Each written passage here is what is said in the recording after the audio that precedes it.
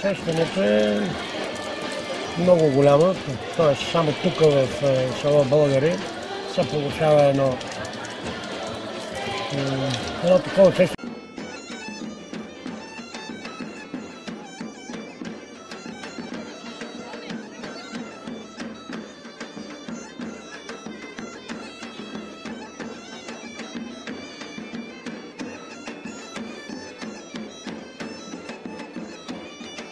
Колената надолу стават ледено студени.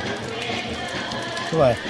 Преди години в Международния младежки център имаше един професор японец по игнотерапия на вземане да ме изследва. И там от него разбрах, че всеки един нормален човек е имал от 18 до 23 генетични точки на стъпалата, а ние с